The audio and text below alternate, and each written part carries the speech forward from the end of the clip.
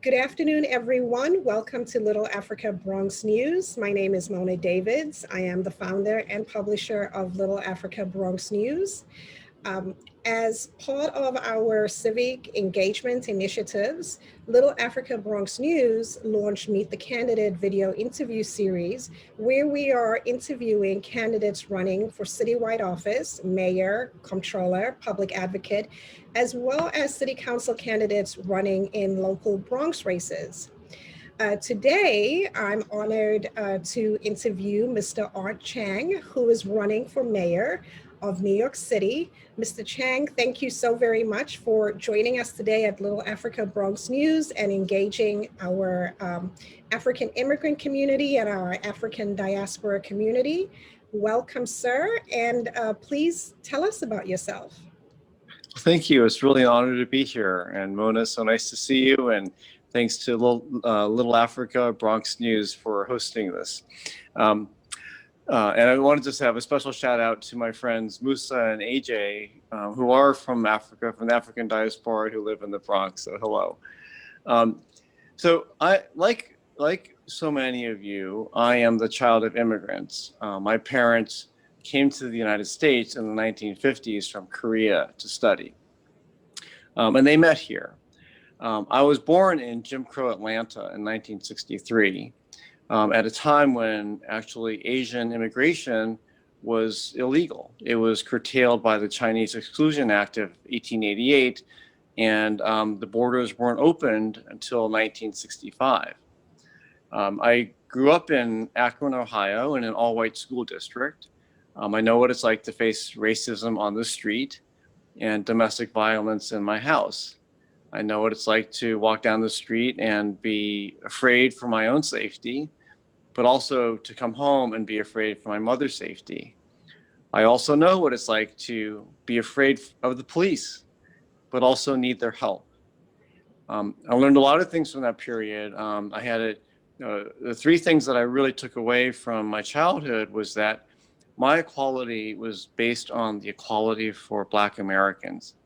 Because of the civil rights movement, it allowed Asian immigration to happen and to set the path for women's equality and then gender equality. This never would have happened without all the sacrifice and effort of Black Americans to make this happen. The other thing I know is that, in my home, my mother was always a very, impressive and special person to me. And she was in the second class of women to graduate from medical school in Korea. But then to live in this environment at home where she was really, violently suppressed from pursuing her own professional career, it taught me that women's equality begins in the home. And to leave this environment, to escape where I was, it was very clear also that education was going to be my door to freedom. And so thanks to my mother, I did well in school and I qualified for a scholarship and I went to boarding school. And then I subsequently attended Yale University, where I became the second man to graduate with a degree in women's studies. So this was in 1985. And so equality for all people, trying to understand everybody, has been a fundamental part of who I am. Now, because of things that happened between my parents, they finally split up. I lost all my financial support at the end of my freshman year in college, coupled with the fact that they didn't approve of my choice of major. And I ended up working full time. So I worked about 25 hours a week my first year at Yale.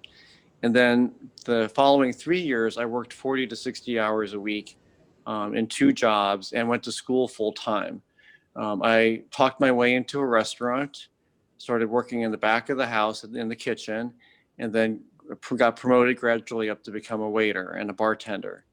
I talked my way into an architecture firm where I started off cleaning the desks in the architecture firm, and then gradually rose up until I became a junior designer and had a built project before I graduated from college. I moved to New York in 1985 with $400 in my pocket, no job lined up, but enough money at that time to get me a decent apartment. And I moved to Brooklyn because Spike Lee was just down the street, and it was the home of hip hop. And I wanted to be in the creative capital of New York City. So I really struggled. Sometimes I didn't know how to pay the rent or how I was going to eat. And I did a little bit better. I started my own business. I made a lot of stupid mistakes, the kind that young men make. And my biggest client went bankrupt. I went bankrupt. I lost everything and went back to really struggling. But it was actually the greatest learning experience in my life, because it forced me to put myself in a path where I could be successful, but also remember the values that I came from. So, I started off in 1990, my first public sector job at the Corporation Counsel's office. And that led to a 30-year career working in the public sector. The city's Corporation Counsel's office, Queens West Development. I was on the board of Safe Horizon, the Domestic Violence and Child Abuse Agency. I was on the board of the Brooklyn Public Library. And then I spent 9 years on the board of the Campaign Finance Board, as well as the time on the school leadership team at Brooklyn Tech. In parallel, at the same time, I had a private sector career that started off in design and construction, led me into getting an MBA in finance, working as an investment banker, helping start 2 broker-dealers, starting at .com, selling it in 2000, and then helping start the New York City tech community at the end of the 90s. And I viewed that really as being, a way to both have economic growth for myself, but also as a way to lift everybody up. So we had a program inside of my firm to essentially, we hired folks who were actually from jails, who were former convicts. We had programs that we specially hired folks who were from all different kinds of walks of life. We believed that we could actually use our technology innovations to improve existing industries and government, and we did that.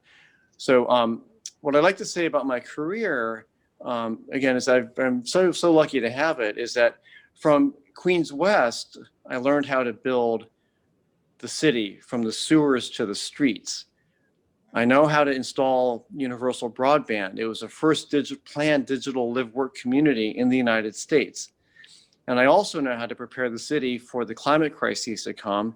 We completely re-envisioned the 100-year flood line and built the foundation to standards where it was one of the only 2 projects on the waterfront in New York City that didn't lose power during Hurricane Sandy.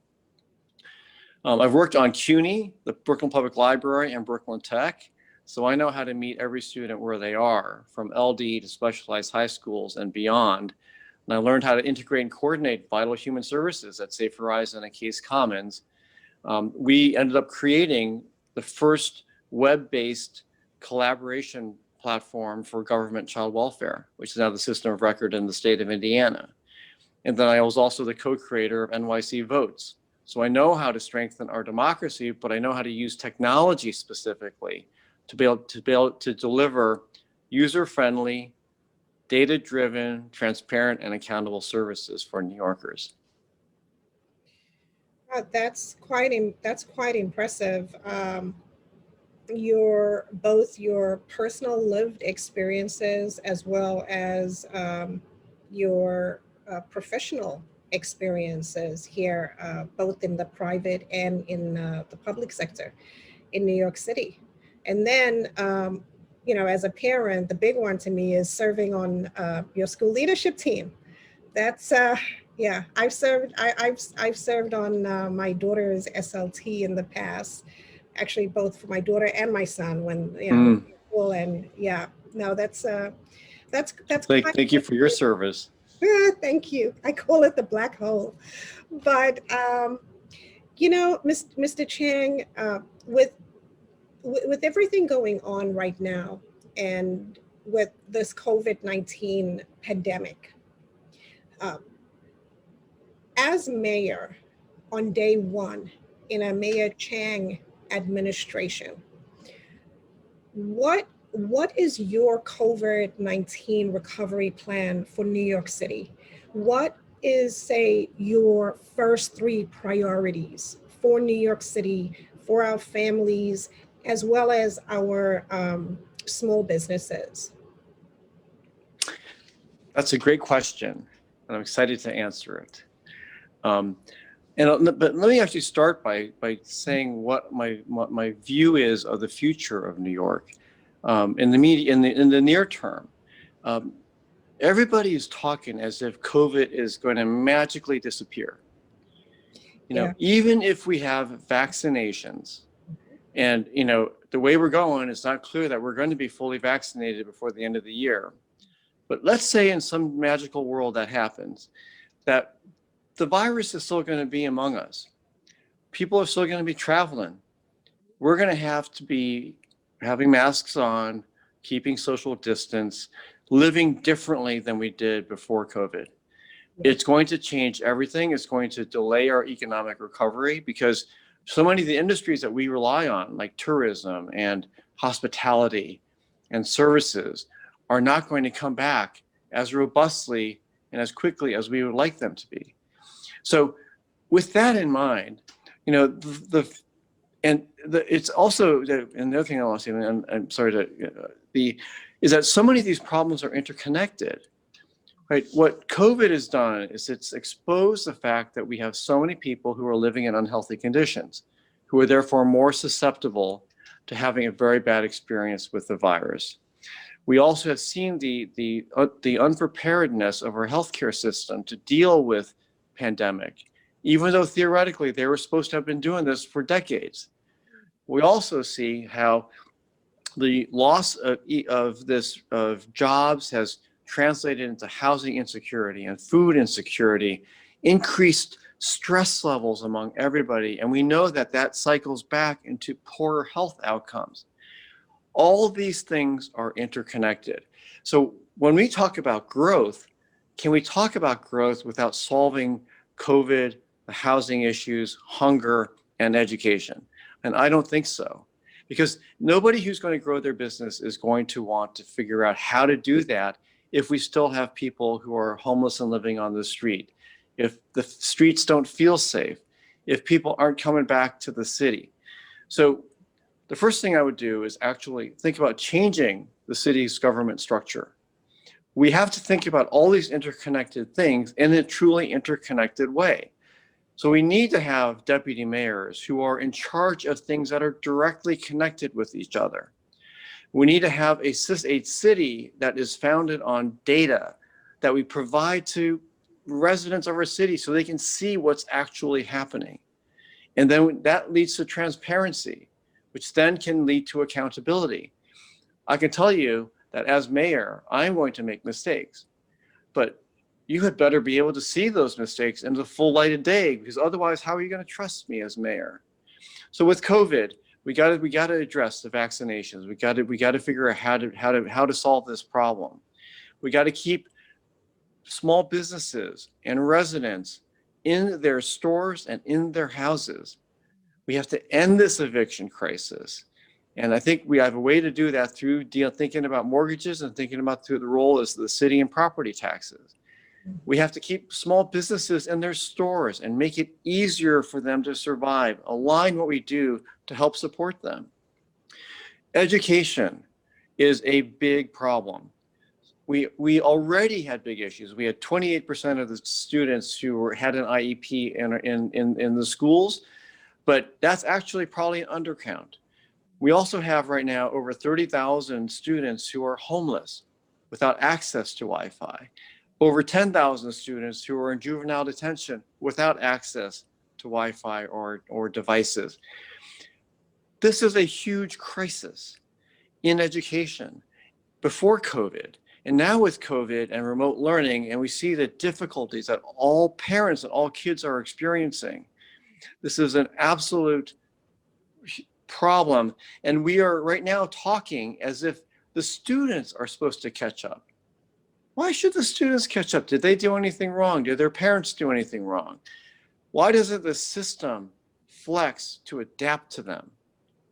Right? This begins to call into question the entire structure of our education system, which is based on a 100-year-old agrarian model. We also have technology. We can deliver different types of education. We can meet every student where they are. I have a dream that every student one day will have their own individual education plan, because some students are going to excel.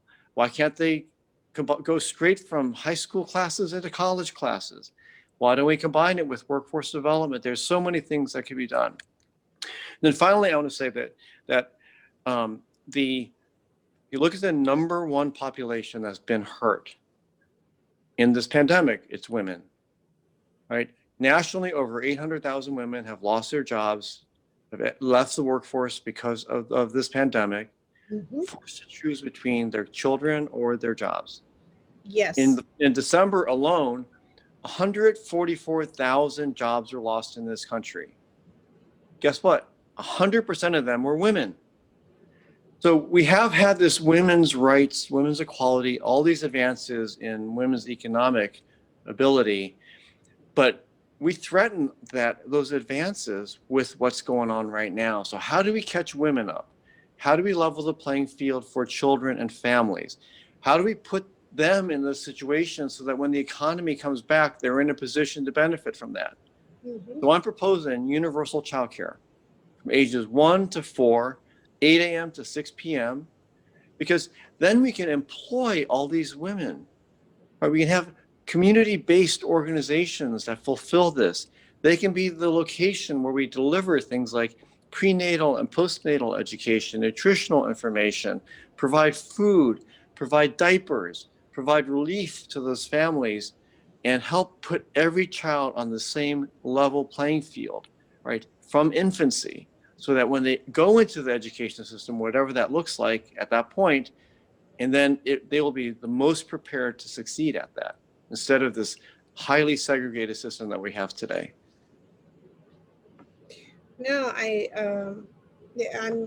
have to say the numbers, the data, and you clearly are a data person, but the data when it comes to women impacted during COVID is shocking.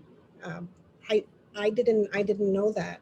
I'd like to follow up with that offline, but yeah, no, that's. Yeah, the New York Times just today, published a big story about what's happened to women, nationally, but especially here in New York. Yeah. It is devastating. The stress on women is profound. No, I'm definitely going to follow up with you and look up the New York Times article when when we're done with our interview. Great. So,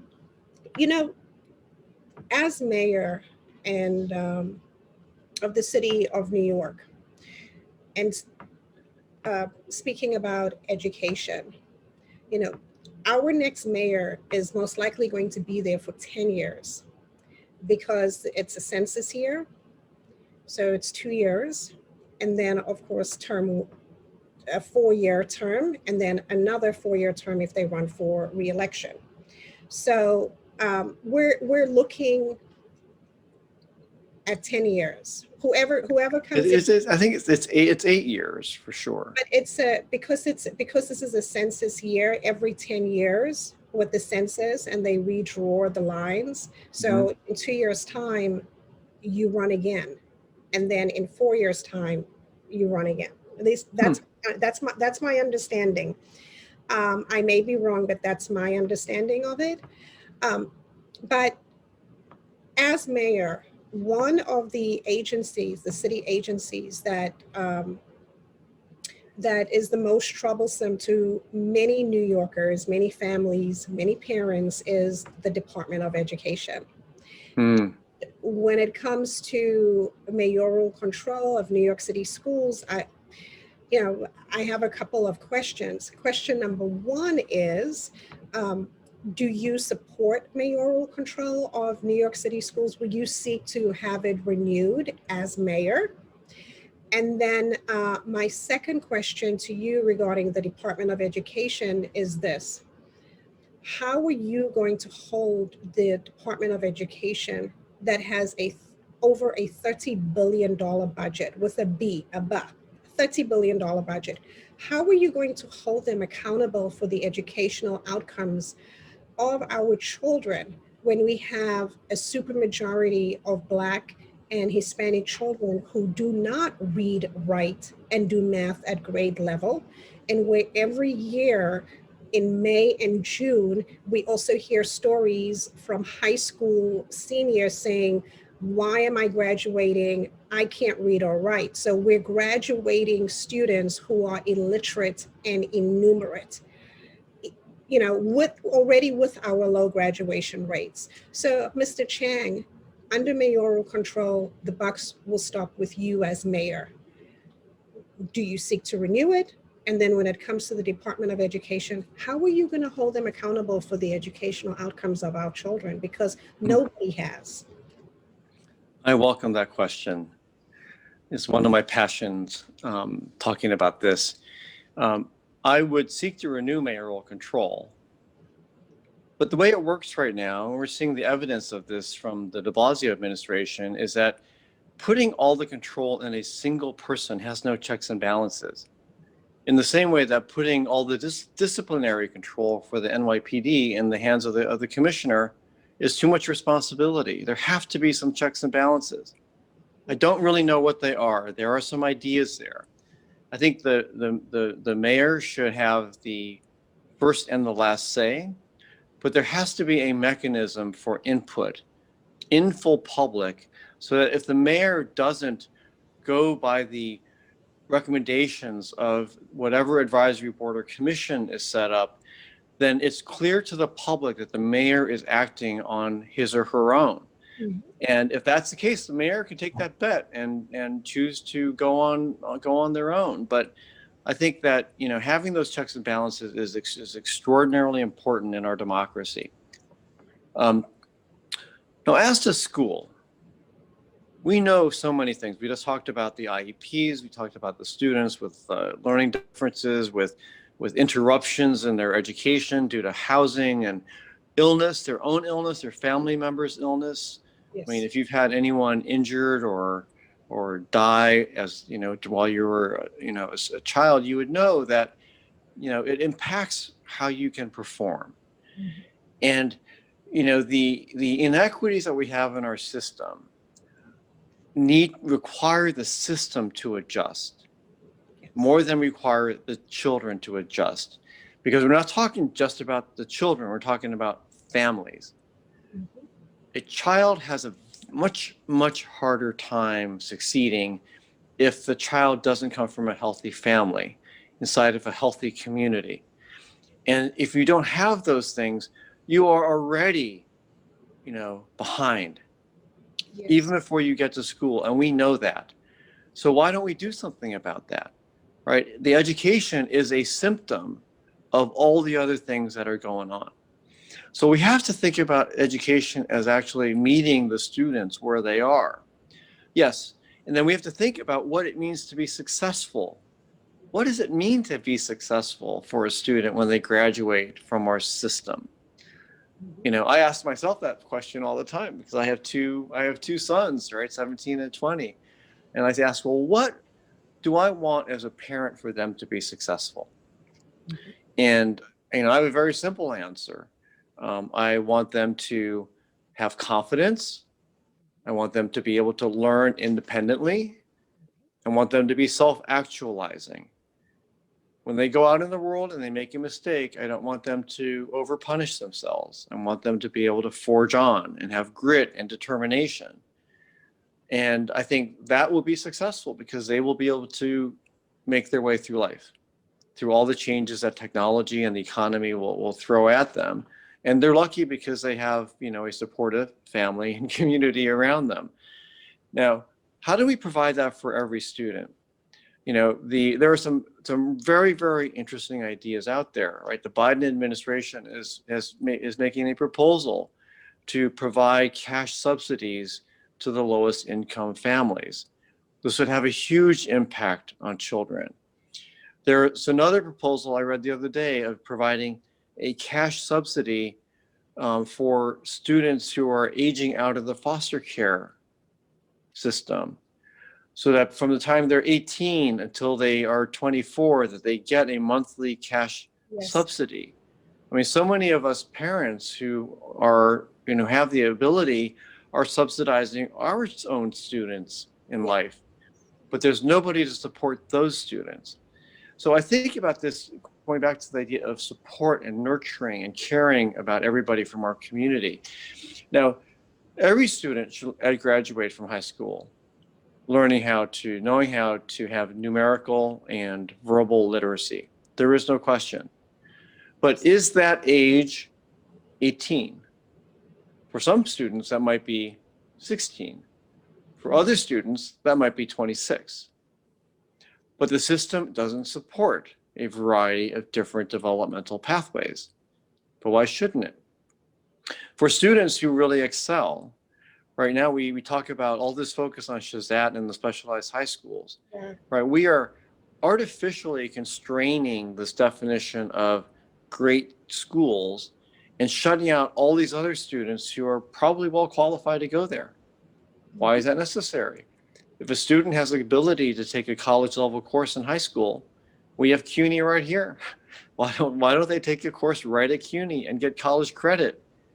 Because if they can graduate earlier from CUNY, you save a lot of money. And by the way, why don't we incorporate workforce development starting in high school? So students start thinking about, the pathway to a career, what they need to study, give them another incentive to keep going in school. And then pick up skills and credentials as they go along. And again, I have this dream that no one ever graduates from school. You might say, okay, you have your diploma in something, but you have lifelong learning. I love to see CUNY courses offered in the elementary schools so that when the students are done with school at 3:30, they go into after-school programs and their parents can come and take courses. Because with the changing economy and the changing technology, everybody needs to continuously learn. And what a good example would that set for kids, seeing their parents going and learning, getting their GED, taking courses in typing or computer design or whatever it might be, or just learning because they love to learn, right? That's a great example to set, and I think we should foster that in every way possible. So, no, that is, I think that there are some schools, some high schools that do offer opportunities to take college classes. And, for me, I attended John Jay High School in Park Slope. I graduated from John Jay. And when I was in the 11th grade, I was already taking college courses at the New School for Social Research, because John Jay had a partnership with both John Jay College for Criminal Justice as well as the New School for Social Research. So we had the option to either go take classes at John Jay College for Criminal Justice or the New School for Social Research. I chose the New School for Social Research. So, but, and then amazing. Some schools, like you have, Bard Early College High School. That's right. We also have charter schools that have programs where, like Capital Prep Charter School in Harlem has a partnership with Hostos Community College in the Bronx. So their students, their juniors and seniors are taking college courses there. And, it would be great under a Mayor Chang administration that these opportunities are provided at all high schools, at all New York City high schools, that these students can take college classes. So I want to talk about the contentious topic of the specialized high schools and the CHIPS Act. So for me, I'm a parent. My daughter attended a specialized high school. I'm sure you've probably heard from parents on both sides, those who support specialized high schools, those who oppose it. But as you know, when it comes to specialized high schools, there are only 4 specialized high schools that fall under the state law under the Hecht-Kalendra Act, which is Brooklyn Tech, Bronx Science, Stuyvesant, and LaGuardia High School. Those are the only 4 high schools under the Hecht-Kalendra Act. Mayor Bloomberg, as mayor and under mayoral control, created additional specialized high schools, such as the Staten Island one, the Queens, by York College, Lehman. So as mayor, you can create more specialized high schools under mayoral control if you choose to. So my question for you, Mr. Chang, is, as clearly an active parent, because you got involved on the school level, as mayor, what is your position on specialized high schools and the specialized high school exam, the SHSET, and how would you address the concerns of parents who are pro and against specialized high schools? What do you see as the middle ground? Yeah, so I think, I have a huge amount of sympathy for everybody in this question, because I know from Brooklyn Tech that, it's an amazing school. My son is so lucky to go there. I have the privilege of having experienced both private school and public school. And my son, who's a senior at Brooklyn Tech, actually wrote his college essay about the great education he got at Brooklyn Tech, both in the classroom and being exposed to students of a diversity that he didn't really understand existed in New York. And it really opened up his curiosity about the rest of the world. So there's something special there. The teachers really are incredible. And he has said that they are on par, if not better than his private school teachers. And that's really saying something. So I think he's very lucky to go there. But why do so few students really have that opportunity?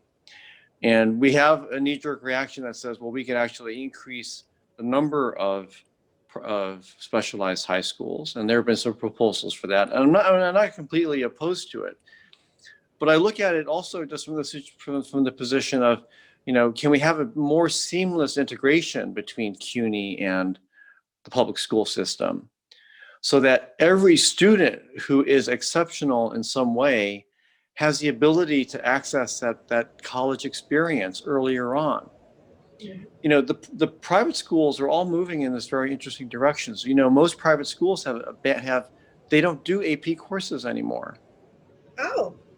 They do what's called AT courses. And they don't take the AP test because they believe that the AP test is outdated, and they don't want to constrain the curriculum and the teaching of their excellent teachers by providing that. And by the way, the AP test costs the city millions of dollars in fees to the College Board.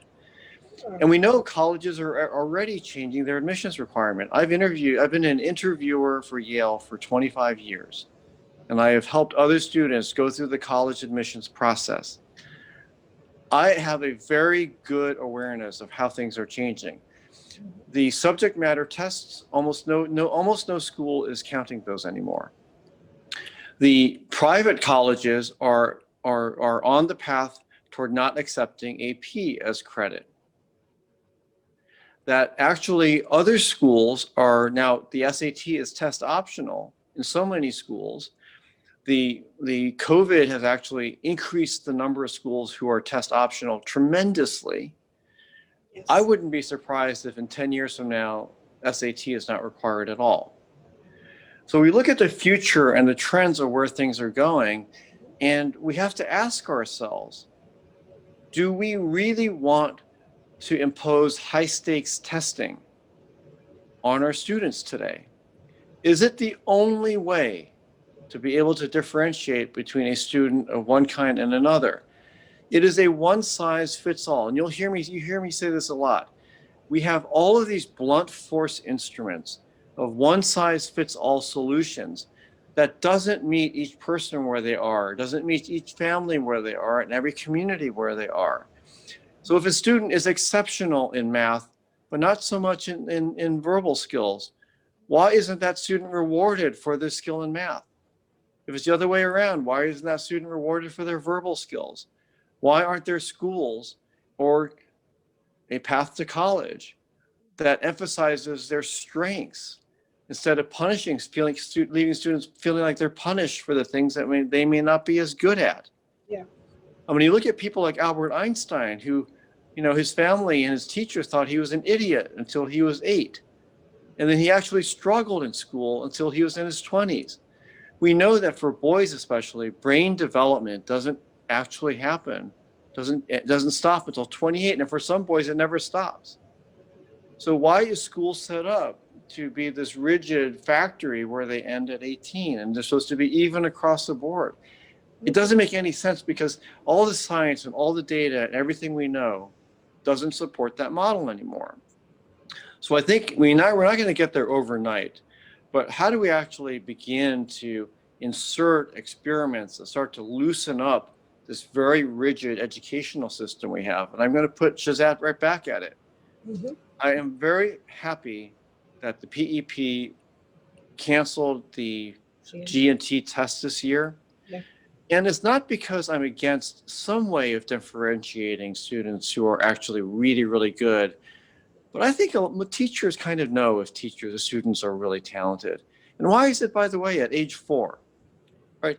Doing it at age 4 is very discriminatory, because all of a sudden students who have come from better families and better communities with more stability and more affluence will do better at 4. But is that actually a sign of how much potential they have? I completely disagree with that.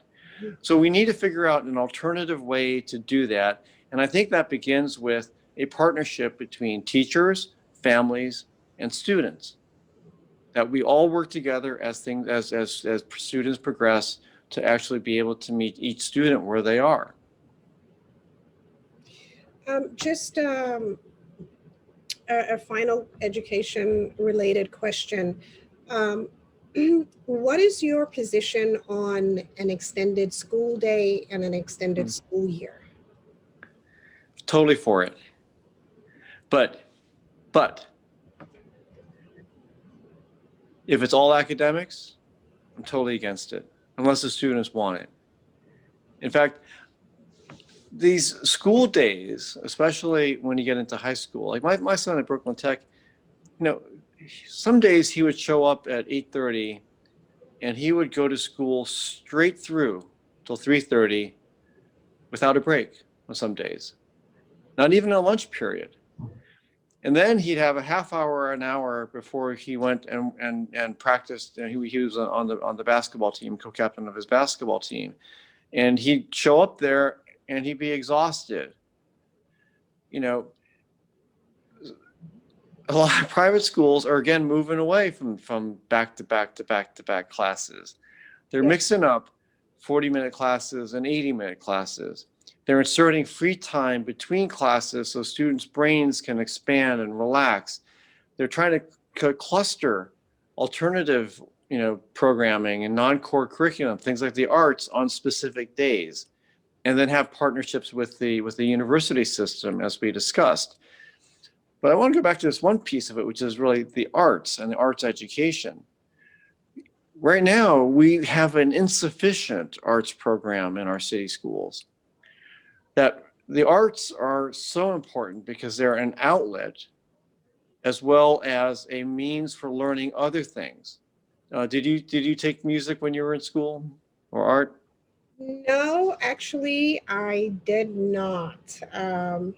But my daughter did. She actually has her bachelor's of arts in music. So I don't know where she got that from. It wasn't from me. No. Well, you understate yourself, because what you get through music is grit, right? You have to practice so hard. Yes. I played the violin. I got a violin for free from my public school when I was in 2nd grade. It took me over a year to have a sound, produce a sound that wasn't a shriek. You learn grit, You Yeah. learn to use your senses to judge whether you're doing well. And then you have to play with other people.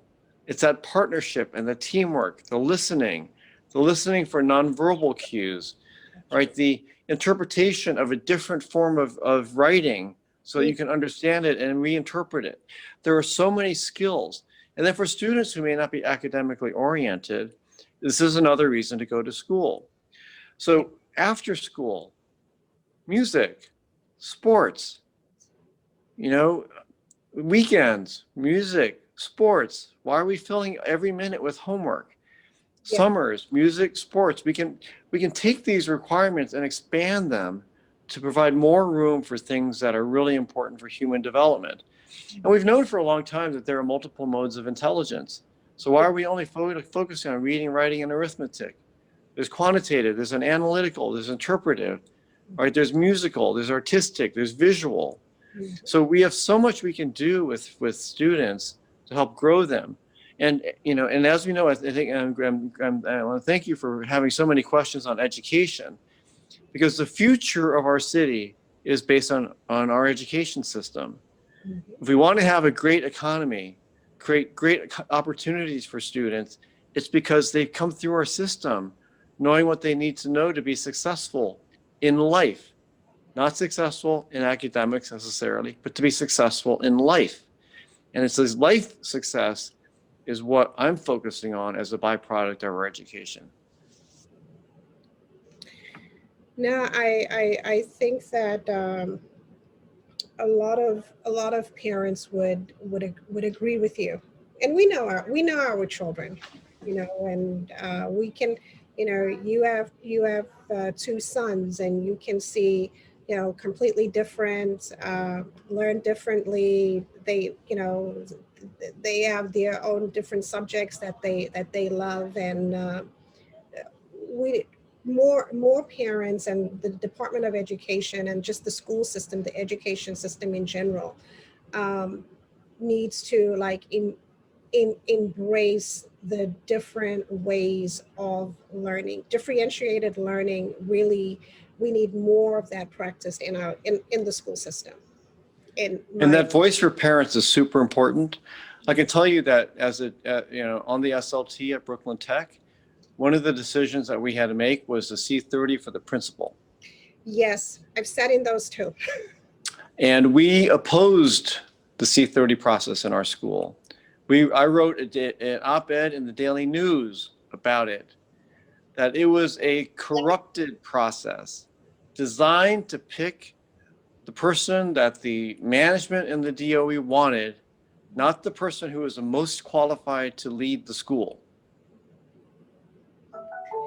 Yes, that happens a lot, and in many cases the voices of the parents on the SLT are ignored because it's already predetermined. They're just going through the motions. That's right.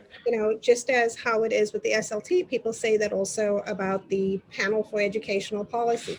They're just going, well, parent activists like me, we call them the puppets for educational policy. That's what we call that. But no, I mean, it's very nice to speak with someone that is on the ground, that is very involved in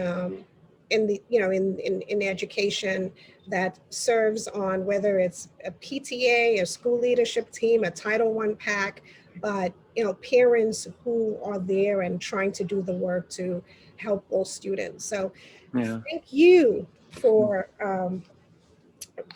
being active like that when it comes to our the school system. So you touched briefly on the homeless students. We have so many homeless students, homeless families, who are in shelters right now, and they've been impacted greatly because of this COVID-19 pandemic when it comes to remote learning. But continuing on, just speaking about the homeless crisis that we have here in New York City, what is your plan as mayor to deal with the fact that we have so many families impacted, financially impacted due to COVID, and we have an eviction moratorium, but that eviction moratorium is expiring in May. And although it's in place, the rent arrears for many families of young children, the rent arrears are adding up.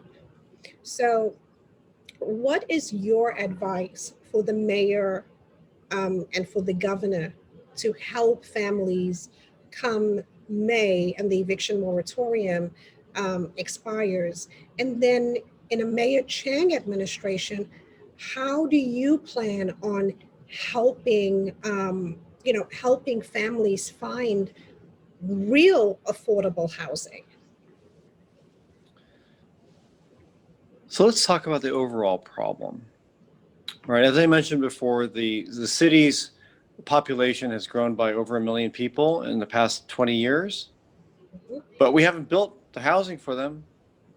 We focus our housing construction on the luxury end of the market, and a disproportionately low amount of housing for middle class, working families, and the working poor, and truly low income people.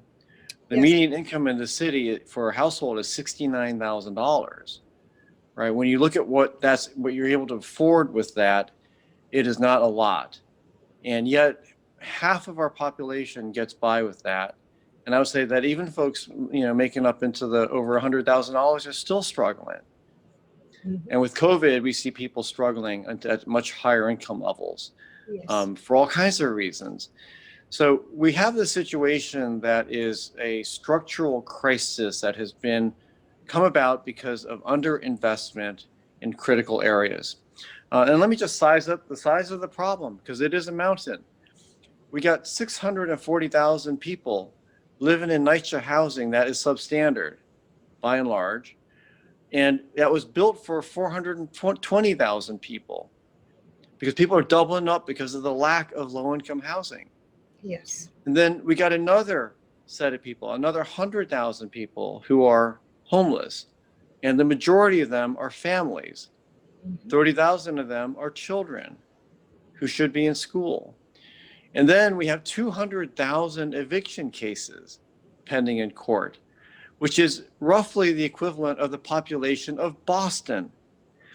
So you just add up the numbers. Ooh.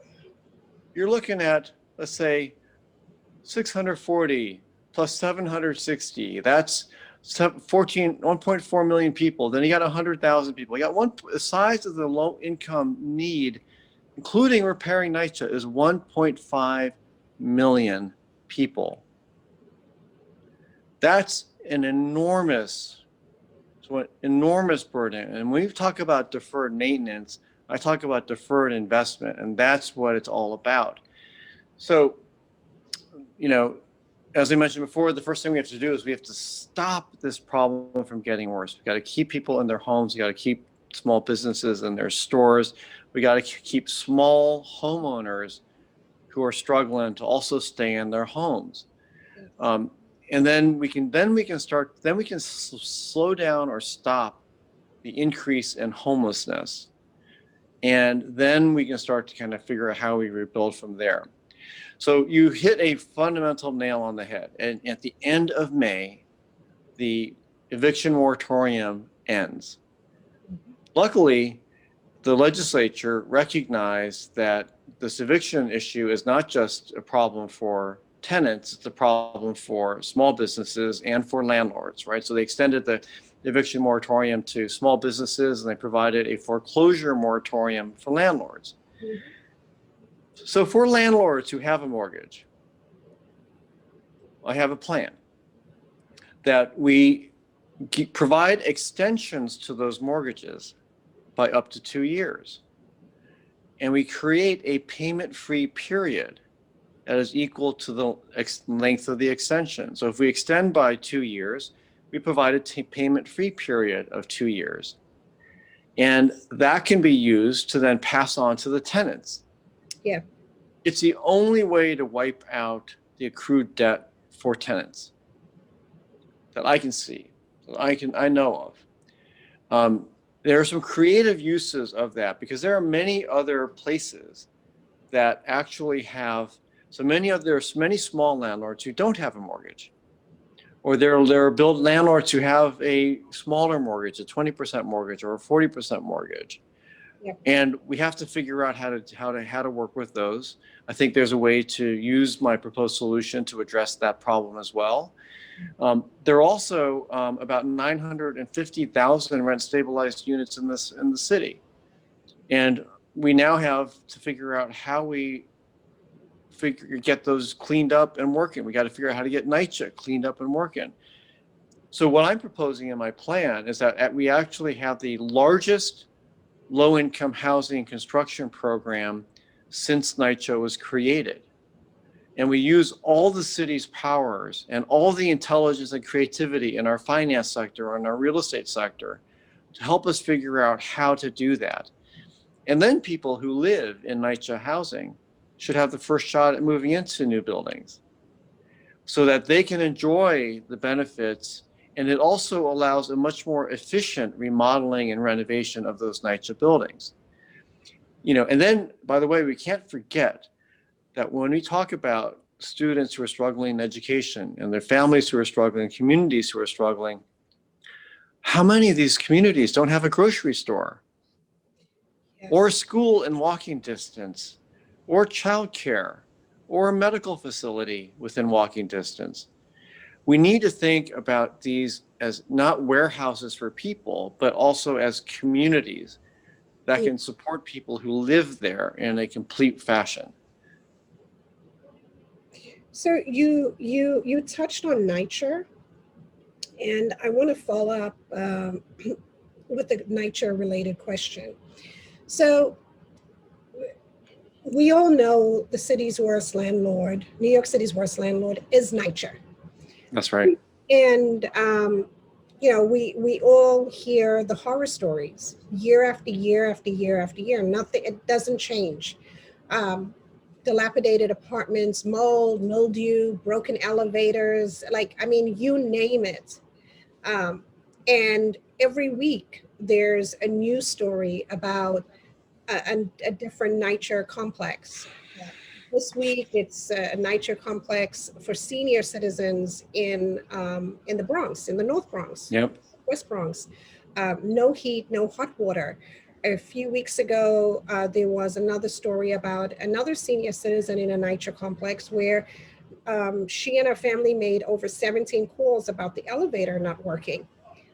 She died trying to go downstairs in the stairwell. So we hear the stories, and every single year we hear the excuses. Oh, there's nothing the city can do. We're waiting on the federal government because it's, we need the money.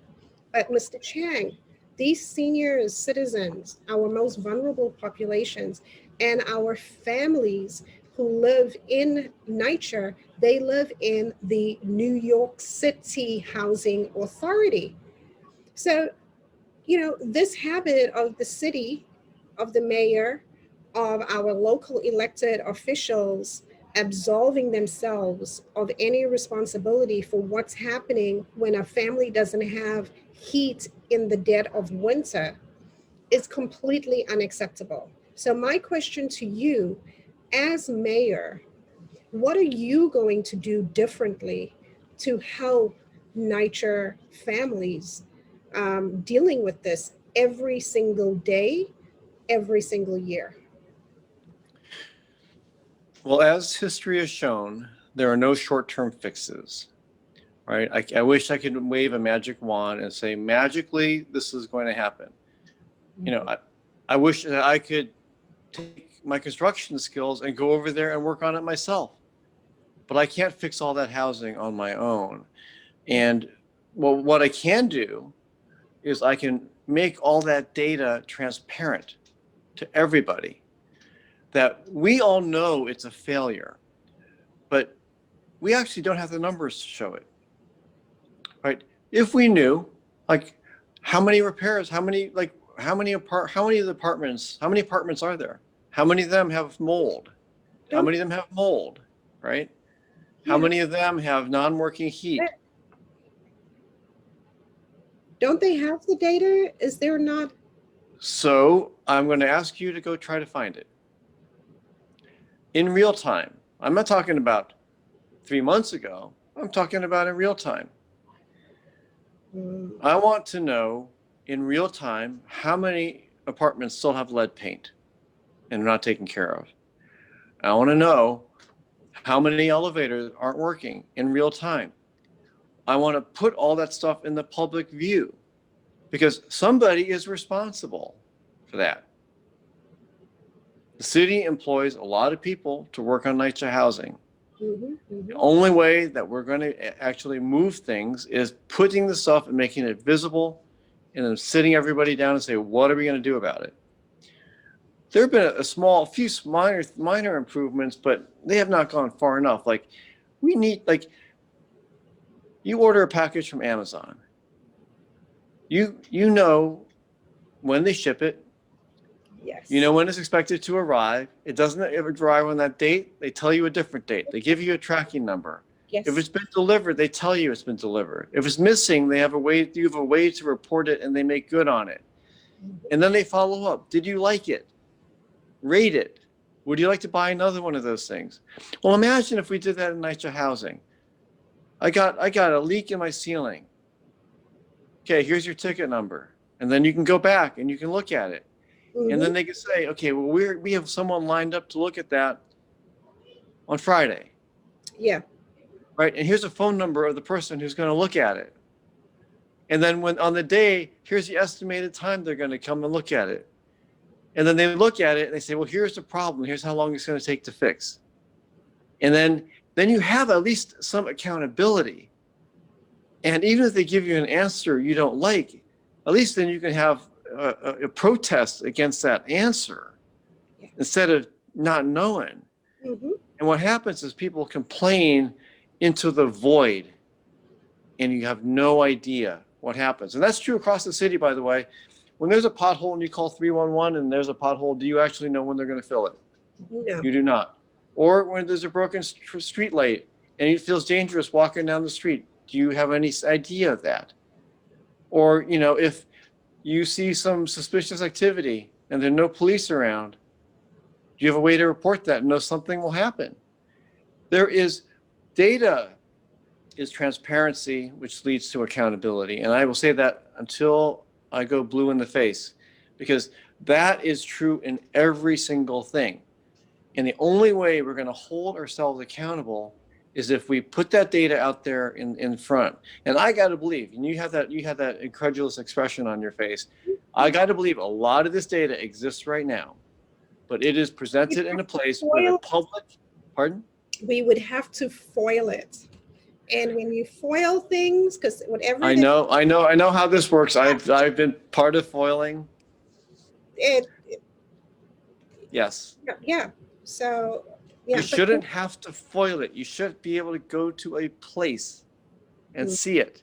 Yeah. If the data is not user friendly, you should have a place that you can go and say, I want to see this data set. And I don't want to have to do all the analysis myself because maybe I don't have time or I don't have the computer skills or the data skills. Tell me what's going on. Here's my question. Yes. Why can't we do this? Because if you don't know, does the city actually know? And I would say the answer is no. Yeah. And that's unfortunate because this is literally jeopardizing people's lives. That's right. That's right. And not just senior citizens, but also children, especially when it comes to lead poisoning in NYCHA. That's right. This is something. But even the people who live in NYCHA houses that might be next to a highway that has a lot of carbon emissions. And they're getting asthma. You get more asthma in some of these places. You go, well, that's actually a problem, right? Yeah. And NYCHA has to figure out, NYCHA has a responsibility to its tenants to keep them healthy. Yes. No, that's true. Because this goes back to everything. If your tenants cannot be healthy, how can their families be healthy? How can the community be healthy? How can the students actually go and succeed in school? All these things are interconnected. That's true. You know, and the problem with people who are steeped in the traditional way of looking at government or looking at politics is that you try to separate the problems so that they're more digestible. But if you separate them, you're not looking at the whole picture. You have to look at the whole picture, and you have to address the whole picture. And you have to look at it with all of its awful complexity and say, I know where we can begin with this. Yes. And I know, because you got to start at the symptom side, just like medicine. You start with the symptoms, right? Mm-hmm. Then you go to the root cause. Yeah. And then you fix the root cause while you're working on the symptoms. And then as you are fixing the root cause, you start working backwards until you actually got this thing. You know, so the mayor is not going to be around long enough to see all this stuff through, because this is going to take a long time. But the mayor can get things moving. You can show the data, show this is working. Mm-hmm. And then when the next mayor comes in and tries to shut off that data, people will know that data was shut off. That's, yep. Now, the city definitely needs to be more transparent. And I think something like that should be across all city agencies. Yes, and again, like I said, this is all interconnected. Mm-hmm. Why do we have all these agencies, by the way? Why isn't there like one deputy mayor who's in charge of communities? Who does the city planning and NYCHA and HPD and the rent stabilized apartments? Why isn't there one person who's coordinating all that stuff and also has homelessness under it? And one way that deputy mayor gets evaluated is, are you shrinking the homelessness problem? Yep. Not by putting them in jail, but by, are you shrinking them because you're actually creating more housing and more places for them to live? Are you actually figuring out the problem? And then the other way you can tell is, like, you can say, okay, we're going to evaluate you on the educational performance of the students who live in your housing. All right, wouldn't that be something? Yes. Or the healthcare issues, or the police or the crime statistics. Mm-hmm. Those are all elements that are part of those communities. And if you are not having healthy communities, you're going to see all these things that come out in different places. So there are all ways to measure whether we are succeeding at creating healthy communities.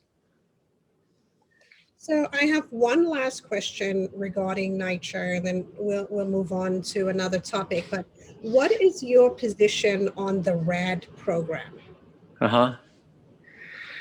Well, I want to say it's a very creative solution. Questionable and insufficient. I'll go back to the data transparency and accountability question. Mm-hmm. Where is the data on how well it's working? Where's the data to show where it's not working? As far as I can see, there's no data.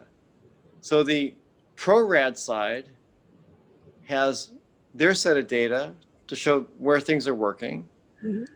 but there's no data about where it's maybe not working.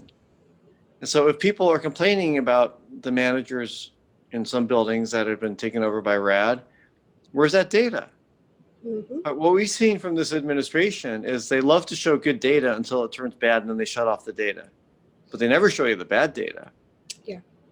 Right? So the questionable part about RAD is this idea that we would turn over to a private developer the responsibility and accountability for doing what NYCHA was supposed to do.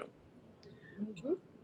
And, you know, when you, as the only solution, and I believe the intention of this, in that they're trying to grasp at straws to figure this stuff out, but looking at it not holistically, looking at it just from the point of, you know, NYCHA all by itself.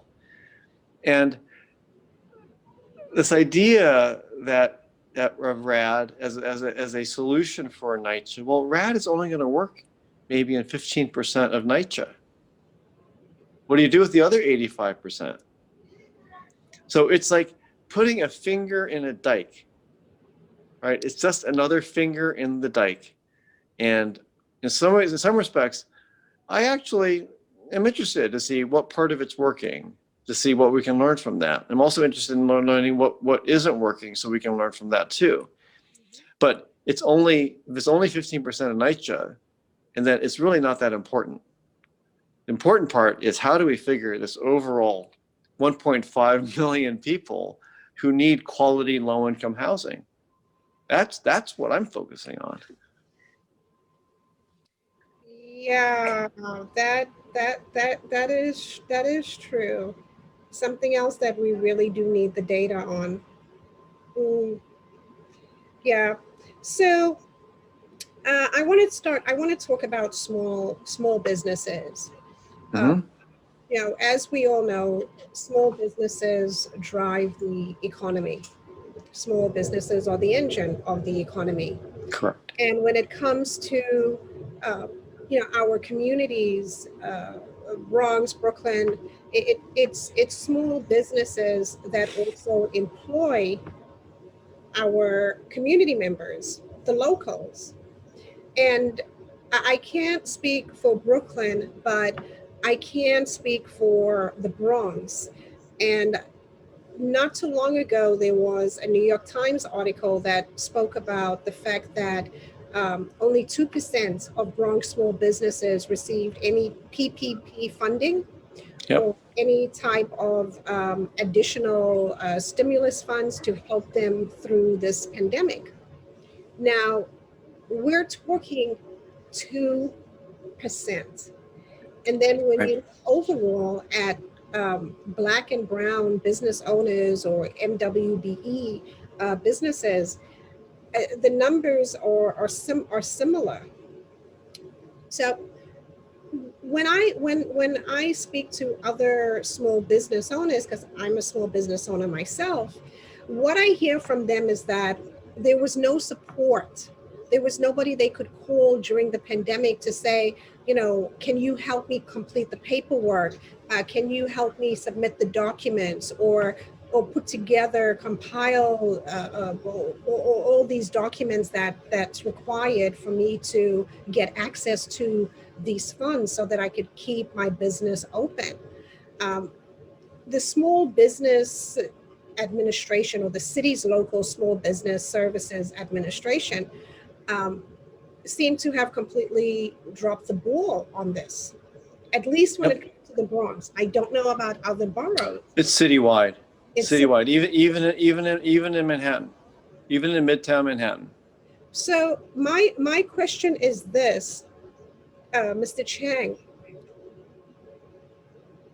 how would you restructure or rectify this situation to ensure that something like this doesn't happen again? Because it seems like it was it was Wall Street, not Main Street, that benefited from all of the financial support during COVID. That's right. Yeah, and when you look at the fact that small businesses employ 50% of New Yorkers, 50%. Wow. And they make up 96% of the businesses in the city. I'm writing that. You'd think that there would be significant attention paid on this. Mm-hmm. If they were a single employer, everybody would have been all over this. Yeah. The other thing is that small business was the only sector of the city to grow its employment over the past 10 years. Large businesses didn't grow. Small businesses had all the growth. And by small businesses, I mean small businesses of less than 100 people had all the growth. Right? The large companies are moving people out to lower cost places, and they're going to continue to do so. It makes sense for them. Yeah. Small businesses are where the action is. So I look at this, you know, I've been, as you know, I was a small business owner. I went bankrupt. I made a bunch of mistakes, so I learned from that. But I've also been part of many startups in this country, in the city. I believe in this city. I think the city can become the best place to start and run a small business. And it should be, because that's where our growth is going to come from. It's going to be where the opportunities come from. And so here's how we're going to do that. Number one, we got to coordinate all the different groups that are right now in this reactive, punitive approach to businesses. All businesses are trying to do the best thing for their customers, trying to be safe, trying to be responsible, pay taxes, pay their rent, all these things. So instead of looking at small businesses as wrongdoers and writing tickets, the small business group should be the one that people call for help and advice. And they call for help and advice not because there's an emergency, but because they built up a relationship along the way.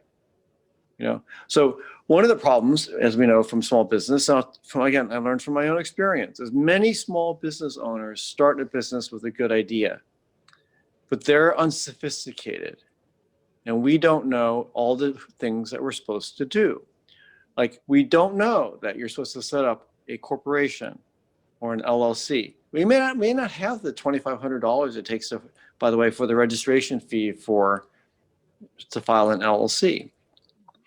We also may not know that we're supposed to get a sales tax ID. We may not know that if we the owners are not treated as employees to our business, that we're not treated like employees. We're not covered. If we employ people who are independent contractors, then they may not qualify for other kinds they may not qualify for PPP because they're not employees, they're independent contractors. There are all these things that are very basic.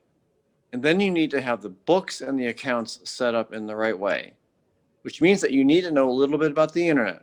And by the way, did I mention we need universal broadband? There are so many reasons we need universal broadband. But can you imagine running a small business without a program like QuickBooks, right? That integrates your bank statement and all these other things. You got to have that. But a lot of very small businesses, first-time entrepreneurs, don't know all the different pieces, and they don't have the money to hire a lawyer or a business consultant to help them do this, right? We've all seen this over and over again. So a lot of these folks are the ones left behind, in the relief. And what doesn't make sense to me is how many experienced entrepreneurs do we have in the city?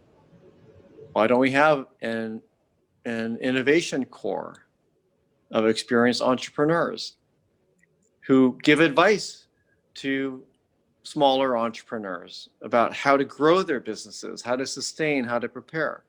Why don't we leverage all the business schools who are in the city? Yeah. Why don't we offer free courses to people who want to start a business in the local community college so they can actually prepare themselves? Why don't we actually give them a checklist of all the things that they should think about before they start their business, and all the things that they should do to put them in the best position to be able to prepare for a downturn. But the other problem is to prepare for prosperity. There are so many businesses who are not set up financially or operationally. When someone says, okay, I want to order 10,000 of that widget, and a lot of these companies don't know how to do that. They don't have the balances on their bank statements to be able to show that they have the financial viability to do that kind of thing. So there are so many issues that relate to small business, and at the same time, they are our number one employer, number one source of growth. And by the way, they also represent a lot of our creativity. Art galleries, theaters, music companies, music stores, fashion, boutiques. I would even say restaurants are a source of creativity. And we look at all of this creativity that comes into here, and we go, how do we protect it and put it in the best position to grow? So I think that if we have a city government who is thinking for the small business owner, thinking about aligning the interests to the small business owner, we're going to have phenomenal growth. And other things that can happen. You take credit cards. So that's a fixed cost, right? You got 2% to 5%, or sometimes even 6% of your money just going out the window to this credit card processor. Well, why doesn't the city use its power to negotiate better rates, saying, we got tens of thousands of businesses here. You guys should cut us a deal. And we can let them compete for our business. Why don't we do things like bulk purchasing? Why don't we have more innovation centers and startup centers and incubators? Yes. Right? So we can do things at scale. And then when you think about the design of our urban spaces, right? Why are we thinking about things like a theater district or an entertainment districts in all 5 boroughs? Maybe more than one in each borough, because we got a lot of people in this city. And, you know, you can have live entertainment, recorded entertainment. You can have music and food and drink and outdoor entertainment during the summer. And that increases the economic viability of communities. When you put this stuff together, we can design for that. Yeah. So there's so much more the city can do to foster, to support and protect our small businesses. And right now, by the way, the eviction moratorium issue is the same thing for small businesses as it is for landlords. And then other things we extend to, I can talk, as you know, I can talk about any of these topics for hours, because I have a lot of ideas, but because I've lived these things, my ideas can go down into very specific detail. Like, you know, I'll tell you this other one. There's one funny thing, because it's on my mind. You know that it is illegal in New York State to share the tips from the front of the house with the back of the house in a restaurant. No, I didn't know that. Why is that? It's state law. Really? And it is state law because it was designed so that the back of the house, which is subject to minimum wage requirements, you know, it was a way to ensure that the front of the house, who gets paid sub-minimum wage, can keep their tips. Okay. There's a huge movement now called One Fair Wage to put everybody in a restaurant, front and back of the house, on a minimum $15 an hour pay. Mm-hmm. And then to do that, you share your tips with everybody. So what's happening now politically is that it's becoming difficult in New York State to argue for a fair wage for front of the house, because we have this other law that makes it illegal to share the tips with the back of the house. And you know who gets hurt? The waiters don't get hurt. Waiters and bartenders in more affluent areas are okay, right? Because they make a lot of money. Yes. They make up for it. But the vast majority of people who get tipped are Black and brown people. Well, you know, women. That's true. Right? Undocumented immigrants. Mm-hmm. And they get sub-minimum wage, and their tips don't come up to minimum wage. It's not right. So we need to do a bunch of things. It gets complicated when I talk about structural problems. That's an example of another structural problem that, again, we have to think holistically about to be able to solve it. I did not know about that state law. That's quite interesting. Huh. Well, I want to, touch now on, this is our last topic, and I thank you for spending this time with me and talking about what a Chang administration will look like.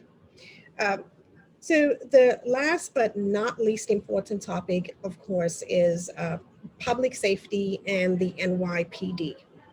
So, Mr. Chang, we all hear about this defund the NYPD movement.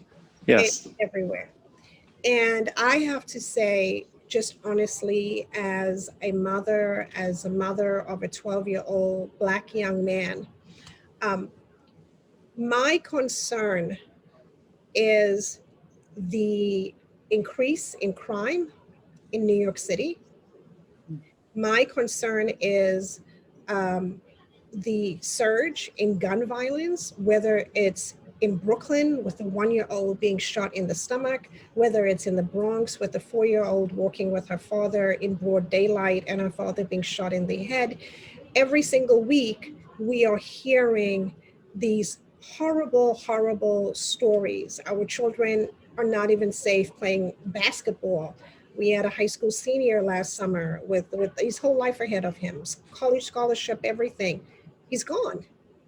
So for me, as a Black woman, as a Black mother raising a 12-year-old young Black man, I am more concerned about the crime and the gun violence. And if there's any problem, I'm going to pick up the phone and call the NYPD. I am not pro defund. And I understand they say defund means different things to different people. Defund is defund. So find another word for it. But, you know, I'm not the only one. There are other mothers like me. And I hope I will never be that mother whose child was shot. But these are the realities on the ground in Black and brown communities. So my question to you is, where do you stand on this issue of defunding the NYPD? What does it mean to you, since it has different definitions to people? And what is your plan to improve police community relations that are clearly tense and frayed? Great set of questions. So here's where I start. We use two words together that often get combined, which is public safety and the police. And so one question that I ask everybody is, does public safety equal the police? Because if we think that it does, and then if we get more police, does it mean that we have more safety? If the answer to that is yes, and then we should keep investing in more police. If the answer to that is no, and then clearly there's a disconnect between policing and public safety. And I'm more in the latter camp, and I'll tell you why. I believe that we have a city that is both over-policed and under-policed. And what you just described is the under-policing side of it. We have the way to measure, I'm going to keep going back to data. I measure the number of police officers per population. You know, we were in the top 4 in the country in terms of number of police officers per 100,000 people. And when you look at the number of police officers we have per murder, even given the uptick that we've had, we're like off the charts. And so you have to go, well, why? Why does this happen? To me, there really are a number of interlocking, interconnected issues with the police. The first one, which might surprise you, is what I would call a governance problem. That one of the pillars of American democracy is that the armed forces report to the duly elected civilian leadership of their municipality or state or country. Right now, we do not have that situation. We have a situation where the chief of police and the police are in open defiance of the mayor. The governance is broken. The only person who has power over the disciplinary penalties for officers is the police chief. Why does the police chief have sole purview over this? So we look at some of the recent promotions of police chiefs who have very, very extensive complaint records against them. Why were they promoted? Or you look at the officer who was the head of the Equal Employment Opportunity Division of the police force, who was found to be posting hate on online social media. And he was allowed to retire with full benefits instead of being fired. The governance is broken. And and we know from every company and any culture that if the person at the top, however the person at the top behaves, nobody is going to behave better than that person at the top. It's a lot harder to do that. And we also know that, there are issues around insubordination and the non-application of insubordination rules, allegations of actually sexual abuse within the police force ranks are met with not enough attention. So we have a culture of the police force that is not following our democratic governance principles. But I'd also say this with respect to private sector. Like, you probably worked for a big company at some point. Mm-hmm. Can you imagine if the head of the division that you worked in directly contradicted in public the CEO of the company? What would happen to that person's job, to their career? What if that person didn't fire subordinates who were also saying some similar things? But the whole group would get fired. Mm-hmm. That's right. So we're in this situation right now where the governance is broken. So we can no longer so that the chief of police cannot have sole disciplinary power over the police force. Number two, and that includes insubordination, by the way. And insubordination includes when people call 911 and they report a shooting or people carrying guns on their street and the police do not show up, that's insubordination. Or if there's a repeated pattern of gun violence in a neighborhood, like there has been in Southeast Queens, why aren't police stationed there all the time? Yeah. So that's insubordination. And then you need checks and balances. Where are the checks and balances in this? We talked about checks and balances in the Department of Education. Where are the checks and balances in the police? So we have the Civilian Complaint Review Board, but they have no power. You know what they do? They get complaints, they investigate them, they come up with a report. If they think criminal activity has gone on, they refer to the state AG. But if this doesn't rise to that, they make a recommendation to the police chief. A recommendation has no teeth.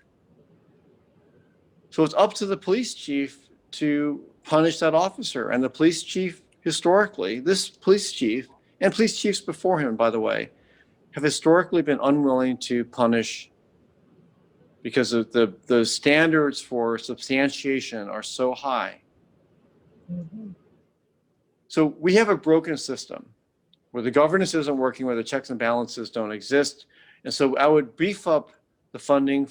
And actually de Blasio rejected the initial funding to beef up the number of people at the CCRB to handle all the complaints coming out of the protests. And that's required under the city charter. He did it even in violation of the city charter. And finally, his lawyers said to him, you have to actually approve the request. But it's still not at city charter levels. So we have all these issues that are broken, this disrespect, this challenges, and we got to fix that system. If officers don't want to be on the police force, then they shouldn't. They should be given, early retirement if they qualify. They should be moved into other jobs. We should find people who want to do this because we do need to be safe. And our definition of safety has to go beyond starting and ending with a crime.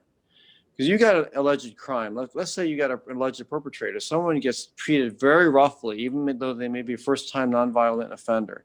They go into a jail. They get treated roughly.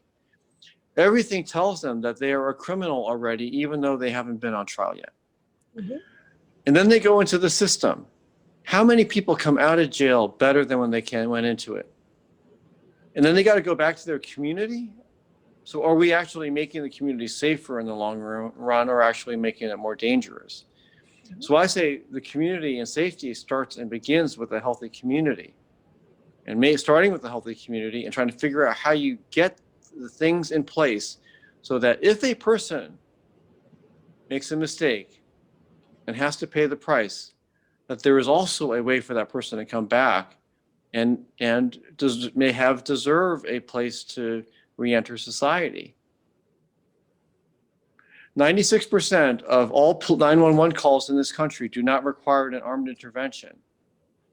But when somebody shows up in a gun who has been trained to look for violent activity, what too often happens? So there are many cities around the country who are experimenting with rapid response forces, violence interrupters and mental health people and social workers to go and respond to non-violent, non-armed crises. Then let the armed police do their job and make them do their job to be in the places where they need that protection.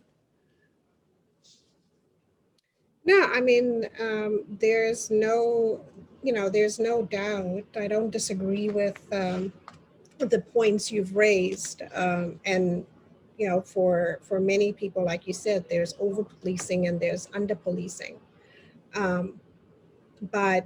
And of course, if it's a mental health situation, then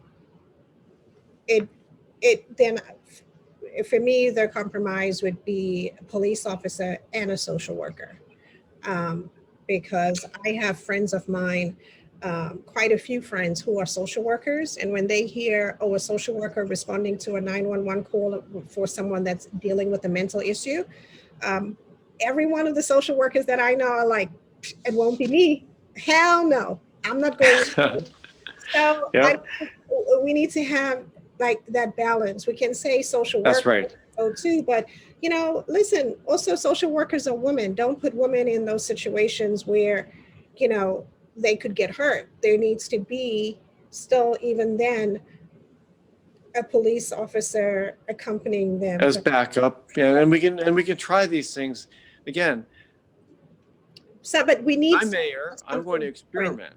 Yes, and that's with the agreement of the community and the stakeholders. And then going back to data, we're going to show the data. We're going to run the experiment. We're going to show what happens, all the incidences. We'll compare it against what would have happened before. And then we as a community can make our decision on whether it's working or not. Because nothing ever works or doesn't work. It either partially works or partially fails. Yes. So we can see that and then figure out how to improve on that. Yes. No. And by the way, on the budget, I'm going to throw in one more thing, because I know you're probably trying to wrap up by 4. The city's budget is $92 billion. Wow. 8 years ago, it was under 70.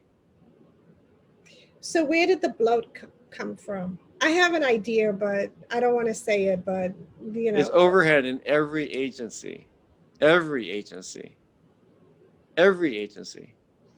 We did invest about $1 billion, say $1.5 billion again. We can't really, it's hard to tell from the data, but we did invest in universal pre-K4, which is a great win, great accomplishment. We did invest some in some better, we had some increase in affordable housing, but the mayor's office increased by over 2x. Yep. The headquarters in every agency increased substantially. A lot of waste. And we look at all the problems today. We need to reallocate that money from headquarters and reallocate it to the street. Yes, start with the Department of Education. Yes. Because from my understanding, it's like, say, for example, a new chancellor comes in, the new chancellor brings their people, their team, but the folks that were there, that were brought in by the previous chancellor are still there. And it's like all of this money going to so much management at Tweed. And, then we have, but we still have teachers on donors choose asking for supplies. Something's wrong. It's wrong. It's broken. Yeah. So yes, no, we need to trim the fat. Agreed. Yes. Well, Mr. Chang, thank you so very much. This has been very informative. I think my biggest takeaway when I think about how City Hall will be under a Chang administration is that it'll be data. Show me the data. And then based on that data, how can we improve so that we can provide better service delivery and support New Yorkers. And it will be open in the same way that I have open office hours. Anybody can come to my website. They can book a time 7 days a week. I open office hours. I had people come by yesterday. They couldn't believe it. They just wanted to see if I would actually be there.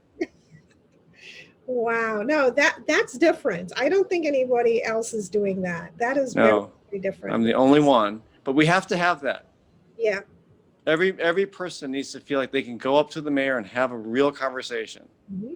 Even if they're mad, it's okay. I can take it. No, but this has been quite informative. I personally learned a lot during this interview. Excellent. I must say, I have some follow-up to do. You've given me ideas about my questions for the mayoral candidate forum. So Great. this has been such a pleasure, such an honor to interview you. This is just wonderful. I know I'm going to be watching your campaign. I know many other New Yorkers are closely watching your campaign and your candidacy. And again, as a parent, just, thank you for keeping us parents of school children in mind. And Thank you. all the best. And thank you again for sitting with us this afternoon and talking and engaging our community. And for our viewers, at the end of this interview, there will be a slide with Mr. Chang's contact information, the website, his social media handles.